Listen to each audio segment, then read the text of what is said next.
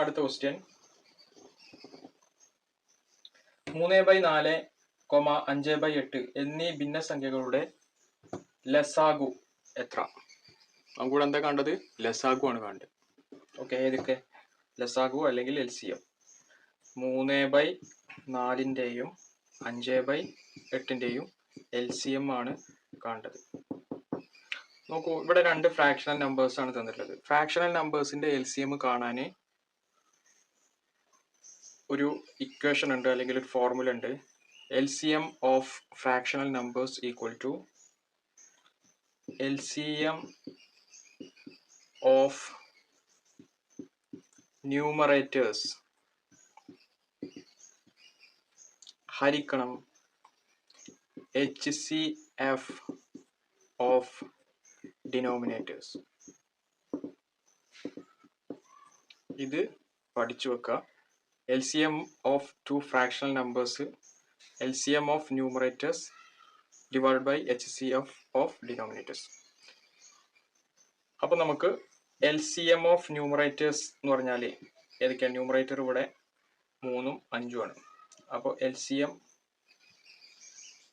Of numerator എന്ന് പറഞ്ഞാൽ 3ന്റെയും 5ന്റെയും LCM കാണാം. 3ന്റെയും 5ന്റെയും LCM എത്രയാണ്? 15 ആണ് അല്ലെ?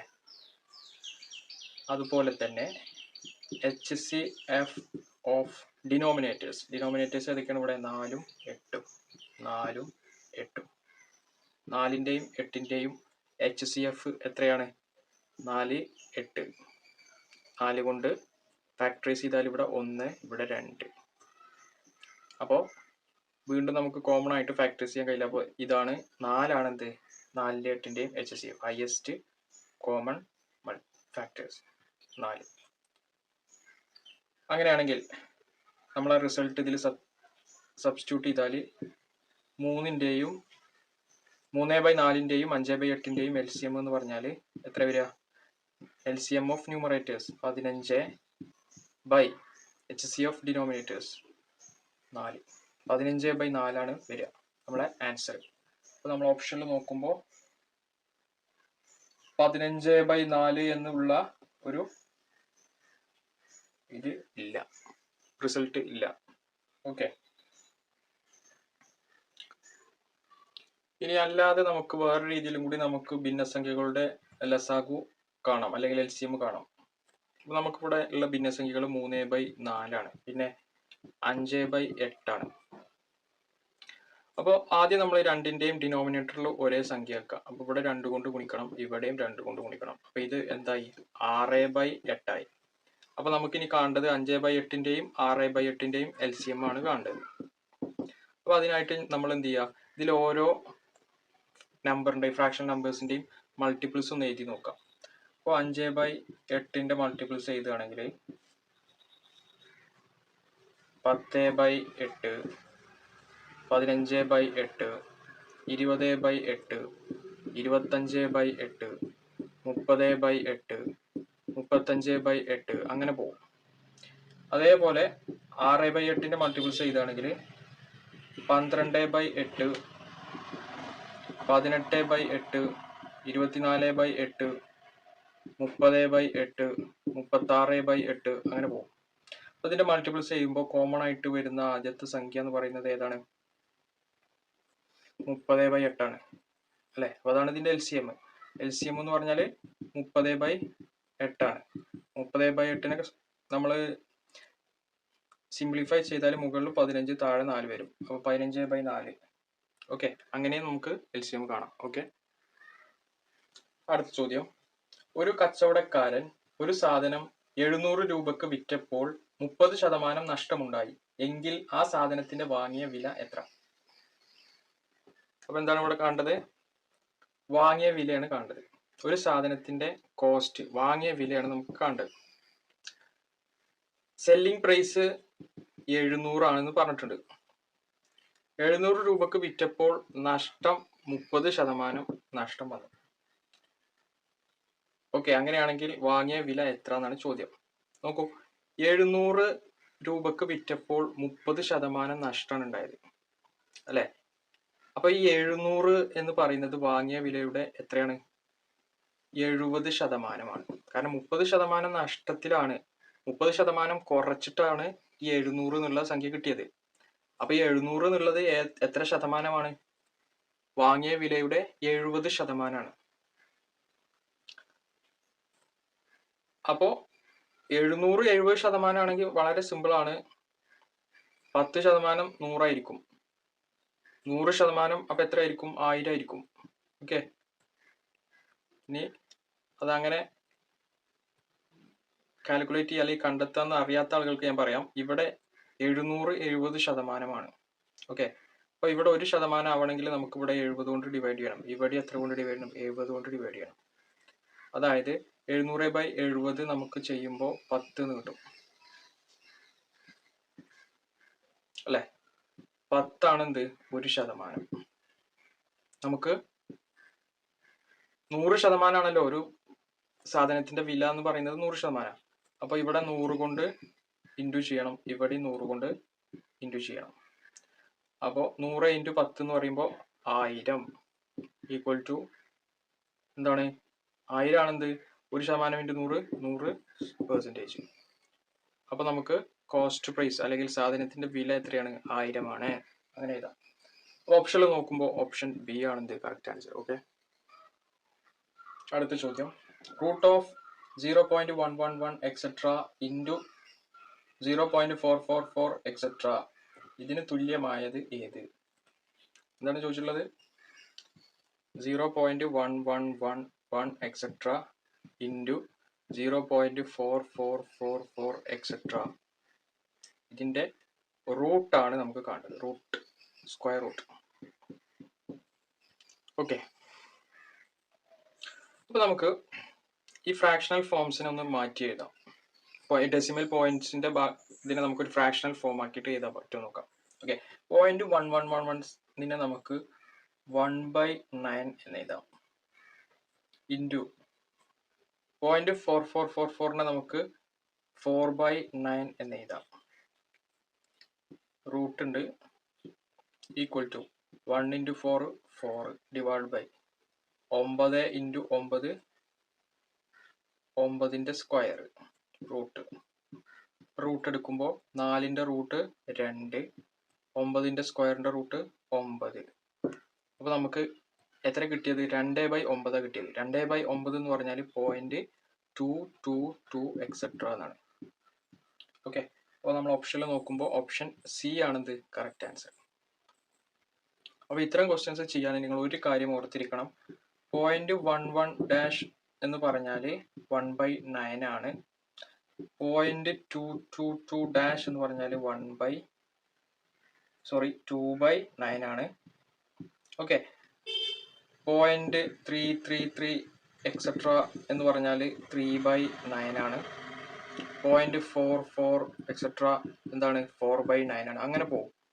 ഓക്കെ, 5/9 6/9 4/9 ഇങ്ങനെയാണ് നമ്മൾ എഴുതുക. ഓക്കെ, ഡിവൈഡ് ബൈ 9 ചെയ്താൽ മതി. അപ്പോൾ ഈ കാര്യം ഓർത്തിരിക്കുക. ഇവിടെ ഓപ്ഷൻ സി ആണ് ആൻസർ. അടുത്ത ചോദ്യം. സ്കൂൾ അസംബ്ലിയിൽ 10A ക്ലാസ്സിലെ വരിയിലെ ആശ മുന്നിൽ നിന്നും 25-മതും പിന്നിൽ നിന്ന് 13-മതും ആണ് എങ്കിൽ വരിയിൽ ആകെ എത്ര കുട്ടികളുണ്ട്? അപ്പോ ആശ ക്യൂവിൽ നിൽക്കുകയാണ്. അസംബ്ലിയിലെ ക്യൂവിൽ നിൽക്കുകയാണ്. ആശ മുന്നിൽ നിന്ന് 25-മതാണ് ആശ. പിന്നിൽ നിന്ന് നോക്കുകയാണെങ്കിൽ 13-മതാണ്. അങ്ങനെയാണെങ്കിൽ ഈ ക്യൂവിൽ ടോട്ടൽ എത്ര പേരുണ്ടാവും എന്ന് വെച്ചാൽ, അപ്പൊ ആശയുടെ മുന്നിൽ 24 പേരുണ്ട്, ആശയുടെ പിറകിൽ 12 പേരുണ്ട്. അപ്പൊ ഈ ക്യൂവിൽ ടോട്ടൽ ഉള്ള ആളുകളുടെ നമ്പർ എന്ന് പറഞ്ഞാൽ എത്ര ആളുകളാ? ആശയുടെ മുന്നിലുള്ള 24 പേര് പ്ലസ് ആശയുടെ പുറകിലുള്ള 12 പേര് പ്ലസ് ആശ. എത്ര കിട്ടുക? 24 12 36 36 1 37 പേരാണ് ഈ ക്യൂവിൽ ഉള്ളത്. ഓപ്ഷൻ ഡി ആണെന്ത്? Correct answer. ഓക്കെ, അപ്പൊ നമ്മൾ അടുത്ത ചോദ്യം. 1 മുതൽ 100 വരെയുള്ള സംഖ്യകളുടെ ശരാശരി എത്ര? 1 മുതൽ 100 വരെയുള്ള സംഖ്യകളുടെ ശരാശരിയാണ് നമുക്ക് കാണുന്നത്.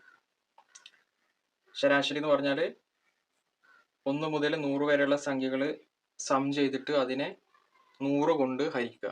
100 നമ്പേഴ്സ് ആണുള്ളത്, അപ്പോൾ 100 കൊണ്ട് ഹരിക്കുക. അപ്പോഴാണ് നമുക്ക് ശരാശരി കിട്ടുക.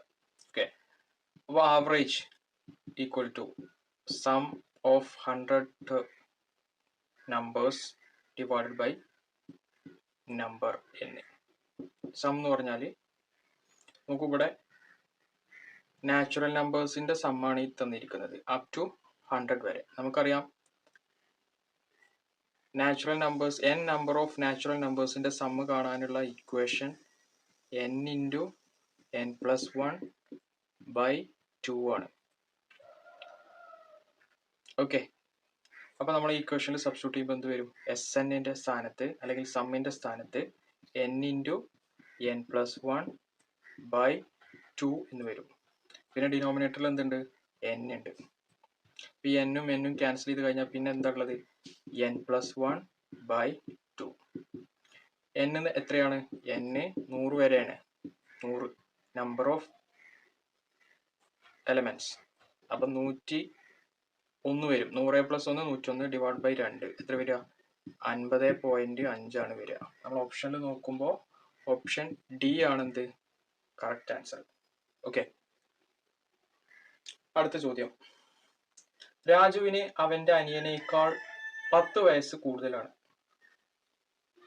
5 വർഷം കഴിയുമ്പോൾ രാജുവിന്റെ വയസ്സ് അനിയന്റെ വയസ്സിന്റെ 2 മടങ്ങാവും. എങ്കിൽ രാജുവിന്റെ വയസ്സ് എത്ര? അപ്പം രാജുവിന്റെ വയസ്സ് 6 ആയിട്ടും അനിയന്റെ വയസ്സ് 7 ആയിട്ടും എടുക്കുകയാണെങ്കിൽ നമ്മളോട് ആദ്യം എന്താ പറഞ്ഞുള്ളത്? രാജുവിന് അവന്റെ അനിയനേക്കാൾ 10 വയസ്സ് കൂടുതലാണ്. അതായത് രാജുവിന്റെ വയസ്സ് 6 ഈക്വൽ ടു അനിയന്റെ വയസ്സ് 7നേക്കാൾ 10 വയസ്സ് കൂടുതലാണ്. പിന്നെന്താ പറഞ്ഞിട്ടുള്ളത്? 5 വർഷം കഴിയുമ്പോൾ രാജുവിന്റെ വയസ്സ് അനിയന്റെ വയസ്സിന്റെ 2 മടങ്ങാവും. അപ്പൊ 5 വർഷം കഴിയുമ്പോൾ രാജുവിന്റെ വയസ്സ് എത്രയാണ്? 6 പ്ലസ് 5. 5 വർഷം കഴിയുമ്പോൾ രാജുവിന്റെ വയസ്സ് 6 plus 5 which is equal to അനിയന്റെ വയസ്സിന്റെ 2 മടങ്ങാവും. അപ്പൊ 5 വർഷം കഴിയുമ്പോൾ അനിയന്റെ വയസ്സ് a പ്ലസ് 5 ഇതിന്റെ 2 മടങ്ങ്, അപ്പൊ ഇൻറ്റു 2. അപ്പൊ നമുക്ക് രാജുവിന്റെ വയസ്സാണ് കാണേണ്ടത്, 6 ആണ് കാണേണ്ടത്. അപ്പൊ 2 ഇക്വേഷൻ ഉണ്ട് ഇവിടെ, അതിൽ 6 കാണണം. അപ്പൊ നമുക്ക് ഈ ഇക്വേഷൻ 6 കാണണമെങ്കിൽ ഈ എന്റെ സ്ഥാനത്ത് ഈ ഇക്വേഷൻ നമുക്ക് എക്ക് ഒരു എക്സ്പ്രഷൻ ഉണ്ടാക്കണം. ഇതിൽ നിന്ന് നമുക്ക് എ ഈക്വൽ ടു എന്ത് എഴുതാം? 6 മൈനസ് 10 എന്ന് എഴുതാം. ആ വാല്യൂ ഇവിടെ സബ്സ്റ്റിറ്റ്യൂട്ട് ചെയ്യാം. ഓക്കെ, അപ്പൊ എന്ത് കിട്ടും? 6 പ്ലസ് 5 ഈക്വൽ ടു എയുടെ സ്ഥാനത്ത് 6 മൈനസ് 10 പിന്നെ plus 5 into 2. That is 6 plus 5 equal to 6 minus 5 into 2. So 6 plus 5 equal to 2r minus 10. ഈ 6നെ ഇങ്ങോട്ട് കൊണ്ടുപോകാം, മൈനസ് 10നെ ഇങ്ങോട്ട് കൊണ്ടുപോകാം. അപ്പോൾ ഇവിടെ ഓൾറെഡി 5 ഉണ്ട്. ഈ മൈനസ് 10 ഇങ്ങോട്ട് വരുമ്പോൾ പ്ലസ് 10. അപ്പോൾ 5 പ്ലസ് 10 ഇവിടെ 15 വരും. ഇവിടെ 2r ഉണ്ട്. ഇവിടുത്തെ 6 ഇങ്ങോട്ട് വരുമ്പോൾ മൈനസ് 6 ആവും. 2r നിന്ന് 6 പോയി കഴിഞ്ഞാൽ പിന്നെ ഇവിടെ 6 ഉണ്ടാവും. ഓക്കെ, അപ്പോൾ 6ന്റെ വാല്യൂ അല്ലെങ്കിൽ രാജുവിന്റെ വയസ്സ് എത്രയാണ്? 15 വയസ്സാണ്. ഓക്കെ, നമ്മൾ ഓപ്ഷനിൽ നോക്കുമ്പോൾ ഓപ്ഷൻ ബി ആണ് എന്ത് കറക്റ്റ് ആൻസർ. ഓക്കെ, നമ്മൾ അടുത്ത ചോദ്യം.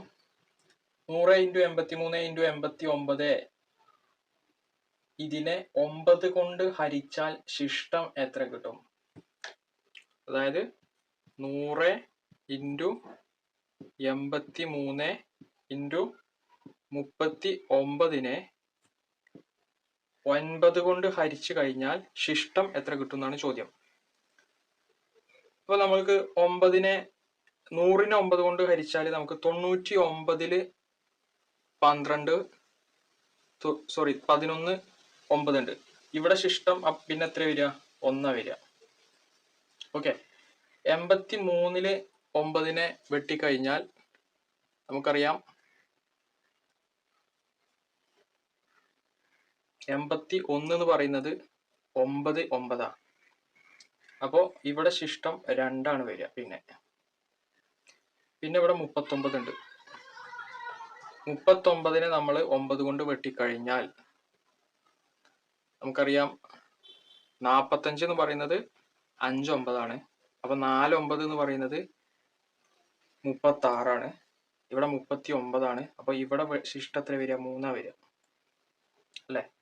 കാരണം ഒന്നുകൂടി പറയാം, 100നെ വെട്ടുമ്പോൾ 99 വരെ നമുക്ക് പൂർണ്ണമായിട്ട് വെട്ടിപ്പോകും, പിന്നെ ശിഷ്ടം 1 ഉണ്ടാവും.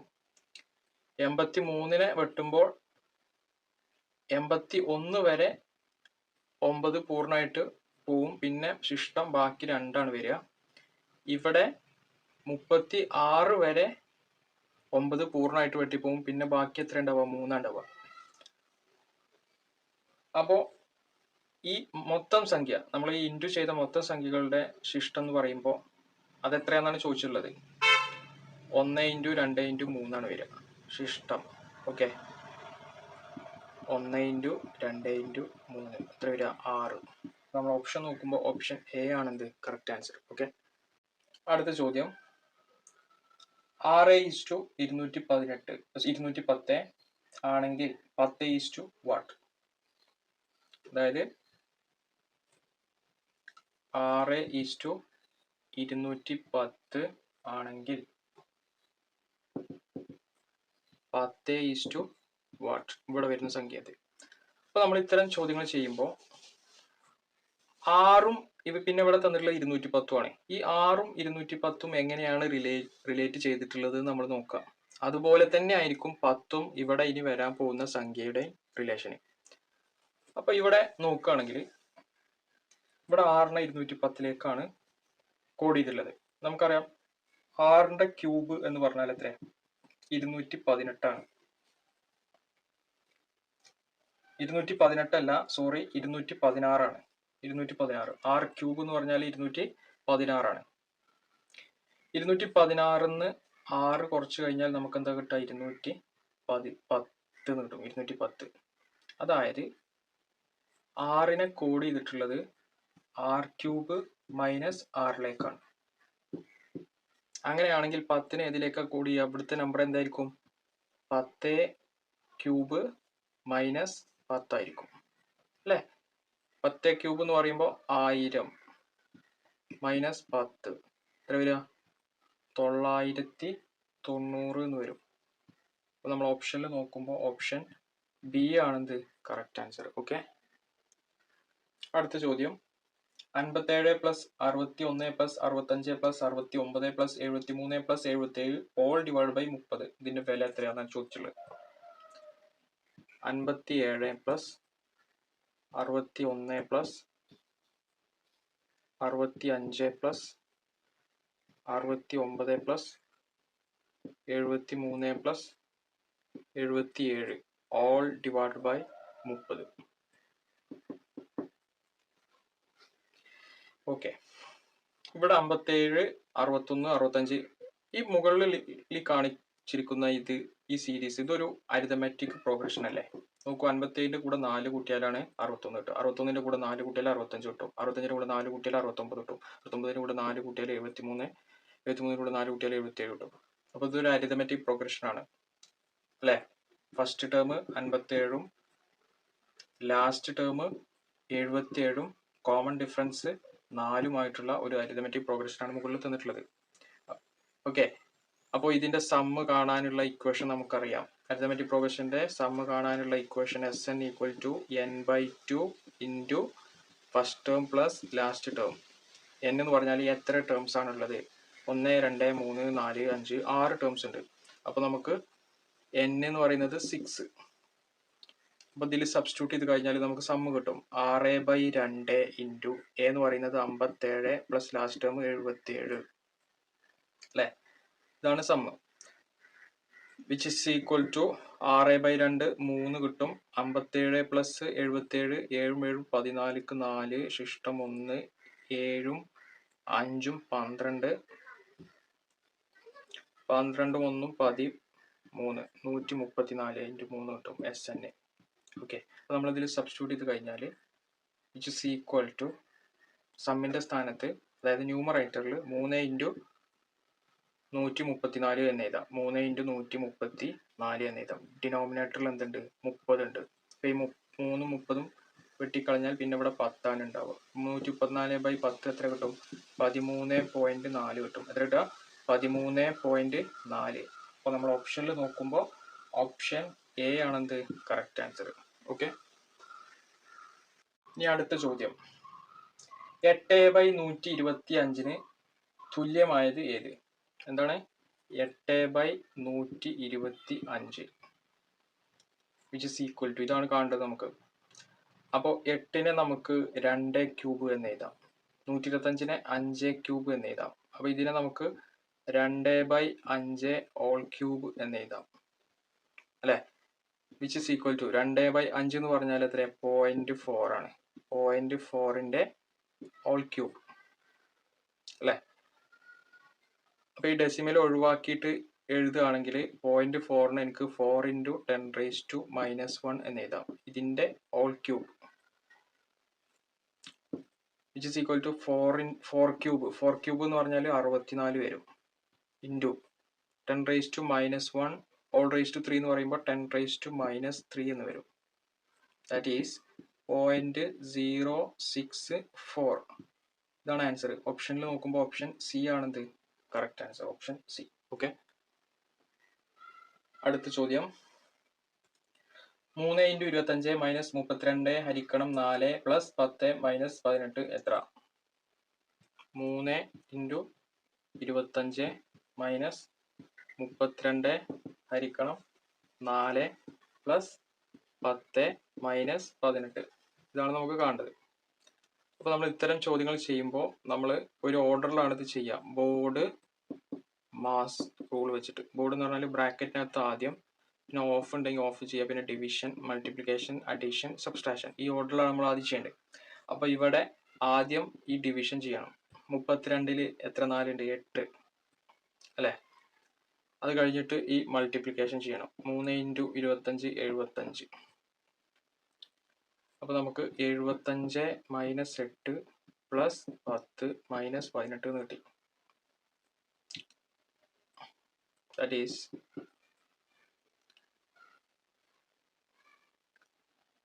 -8ഉം +10 നമുക്ക് +2 എന്ന് എഴുതാം. അപ്പോൾ ഇവിടെ -75 - 16 എന്ന് കിട്ടും. ഇതിന്റെ ആൻസർ 75 16 പോയി കഴിഞ്ഞാൽ 59 ആണ് ആൻസർ. അപ്പോൾ നമ്മൾ ഓപ്ഷൻ നോക്കുമ്പോൾ ഓപ്ഷൻ എ ആണെന്ത് കറക്റ്റ് ആൻസർ. ഓക്കെ. അടുത്ത ചോദ്യം, 225 മീറ്റർ നീളമുള്ള ഒരു തീവണ്ടി മണിക്കൂറിൽ 54 കിലോമീറ്റർ വേഗത്തിൽ സഞ്ചരിക്കുമ്പോൾ പാതവക്കിലെ ഒരു പോസ്റ്റിനെ തരണം ചെയ്യാൻ എത്ര സമയമെടുക്കും? എന്താണ് പറഞ്ഞിട്ടുള്ളത്? 225 മീറ്റർ നീളമുള്ള ഒരു തീവണ്ടി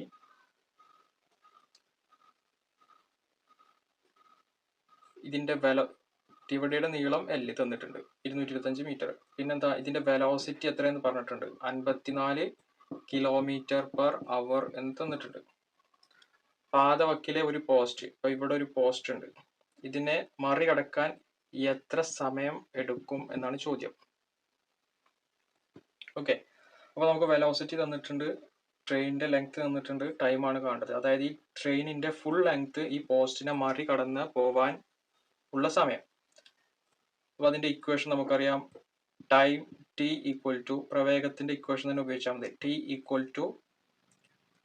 distance divided by velocity. Distance എന്ന് പറഞ്ഞാൽ ഈ ട്രെയിനിന്റെ ഫുൾ ലെങ്ത് ആണ് ഈ പോസ്റ്റിനെ മറികടന്ന് പോവേണ്ടത്. അപ്പൊ നമ്മൾ ഡിസ്റ്റൻസ് ആയിട്ട് ഇവിടെ എടുക്കേണ്ടത് ട്രെയിനിന്റെ ലെങ്ത് തന്നെയാണ്, L / velocity. That is t = L എന്ന് പറഞ്ഞാൽ 225 മീറ്റർ ആണ്, ഡിവൈഡ് ബൈ വെലോസിറ്റിയോ 54 km/h ആണ്. അപ്പൊ നമുക്ക് അതിനെ മീറ്റർ/സെക്കൻഡിലേക്ക് മാറ്റണം. ഓക്കെ. കാരണം നമുക്ക് ട്രെയിനിന്റെ ലെങ്ത് മീറ്ററിലാണ് തന്നിട്ടുള്ളത്. അപ്പോൾ കിലോമീറ്ററിനെ മീറ്ററിലേക്കും, പിന്നെ മീറ്റർ അവറിനെ നമ്മളെ ഓപ്ഷനിൽ നോക്കുമ്പോൾ ടൈമിന്റെ യൂണിറ്റ് സെക്കൻഡ് ആണ്. അപ്പൊ നമ്മൾ മണിക്കൂറിന് സെക്കൻഡിലേക്ക് മാറ്റണം. അപ്പൊ ഇവിടെ തന്നെ അത് ചെയ്ത് കഴിഞ്ഞാൽ 54 × കിലോമീറ്റർ, ഒരു കിലോമീറ്റർ എന്ന് പറഞ്ഞാൽ 101000 മീറ്റർ ആണ് ഒരു കിലോമീറ്റർ, ഡിവൈഡ് ബൈ ഒരു മണിക്കൂർ എന്ന് പറഞ്ഞാൽ എത്ര സെക്കൻഡാ? 3600 സെക്കൻഡാ അല്ലെ. അപ്പോൾ നമ്മളിത് സിംപ്ലിഫൈ ചെയ്യുകയാണെങ്കിൽ 10/36, അതായത് 54 ഇൻറ്റു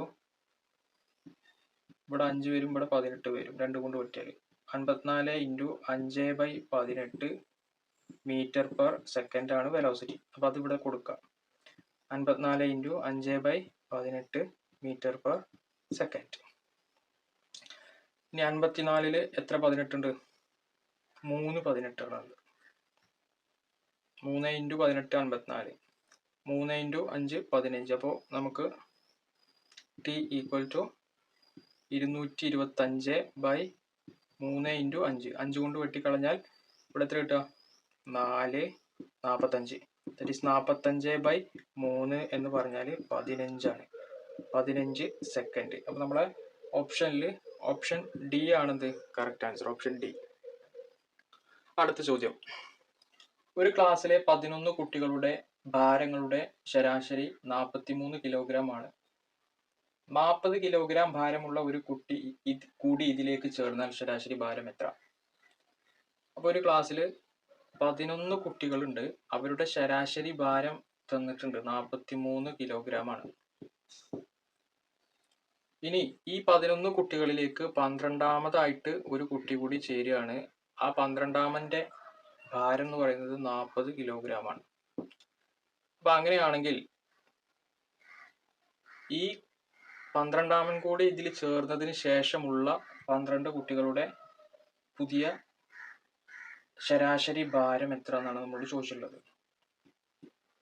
ഓക്കെ,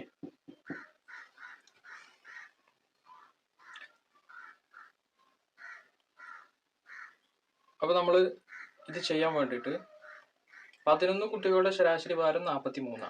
പുതിയ ചേരുന്ന കുട്ടിയുടെ ഭാരം എത്രയാണ്? 40.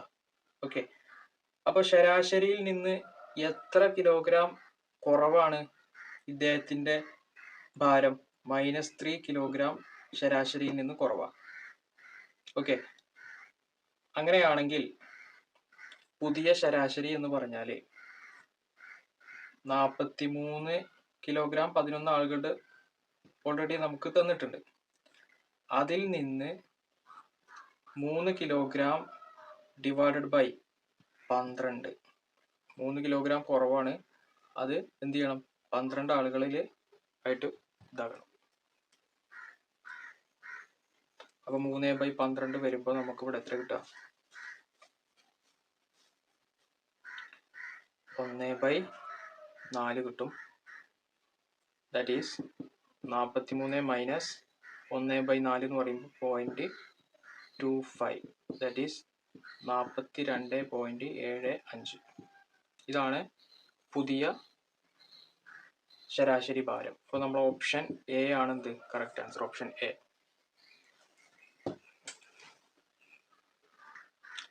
ഇതേ ചോദ്യം തന്നെ മറ്റൊരു രീതിയിൽ കൂടി ചെയ്യാം. നമുക്ക് തന്നിട്ടുണ്ട് 11 ആളുടെ ശരാശരി ഭാരം 43 കിലോഗ്രാം ആണ് തന്നിട്ടുണ്ട്. 12ാമത്തെ വ്യക്തിയുടെ ഭാരം 40 കിലോഗ്രാം ആണ്. അങ്ങനെയാണെങ്കിൽ അദ്ദേഹം കൂടി ഇതിൽ ചേർന്ന് കഴിഞ്ഞാൽ 12 ആളുകളുടെ ശരാശരി ഭാരം എത്ര എന്നാണ് ചോദ്യം. അപ്പോൾ ആവറേജിന്റെ ഇക്വേഷൻ എന്ന് പറഞ്ഞാൽ സം ഓഫ്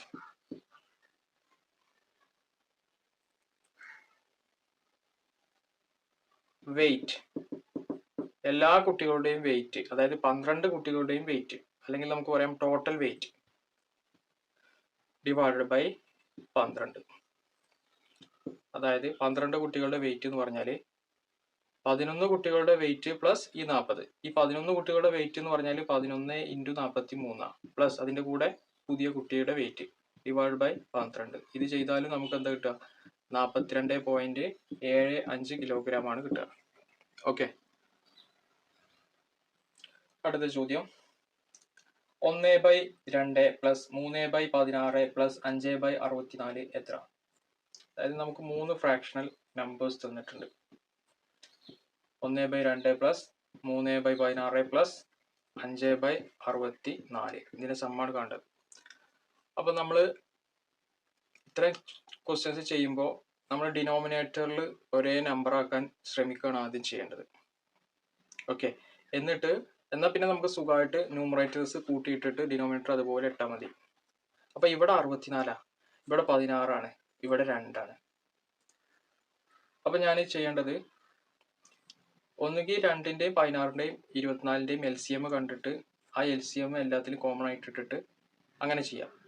അല്ലെങ്കിൽ ഏതാണോ വലിയ സംഖ്യ അപ്പൊ എല്ലാത്തിന്റെയും ഡിനോമിനേറ്ററിൽ വലിയ സംഖ്യ തന്നെ ആക്കാൻ നോക്കുക. അപ്പൊ ഇവിടെ 64 ഉണ്ട്, ഇവിടെ 64 ആകാൻ ഞാൻ എത്ര കൊണ്ട് ഗുണിക്കണം? 4 കൊണ്ട് ഗുണിക്കണം. 4 × 16 ആണ് 64. അപ്പൊ മുകളിലും 4 കൊണ്ട് ഗുണിക്കണം. ഇവിടെ 64 ആവാൻ ഞാൻ 32 കൊണ്ട് ഗുണിക്കണം. അപ്പൊ ഇവിടെ എന്തുകൊണ്ട് ഗുണിക്കണം? 32 കൊണ്ട് ഗുണിക്കണം. അപ്പൊ ഈ 3 നമ്പറിലും ഡിനോമിനേറ്ററിൽ എത്രയാണ് വന്നത്? 64 ആണ് വന്നിട്ടുള്ളത്. അപ്പോൾ ഇതിന്റെ ആൻസറിൽ ഡിനോമിനേറ്ററിൽ 64 എന്നുണ്ടാവും. ഇനി ന്യൂമറേറ്ററിൽ എന്താണ് വരിക? ഇവിടെ 32 ഉണ്ട്, ഇവിടെ 12 ഉണ്ട്, ഇവിടെ 5 ഉണ്ട്. 32 + 12 + 5. 32 4 4 9 49/64. ഇതാണ് ആൻസർ. ഓപ്ഷൻ ബി ആണ് എന്ത് കറക്റ്റ് ആൻസർ. ഓക്കെ, അടുത്ത ക്വസ്റ്റ്യൻ 25 സ്ക്വയർ × 4 സ്ക്വയർ എത്ര? എന്താണ് ചോദിച്ചുള്ളത്? 25 സ്ക്വയർ × 4 സ്ക്വയർ. ഇതിനെ നമുക്ക് 25 × 4 ഹോൾ സ്ക്വയർ എന്ന് എഴുതാം.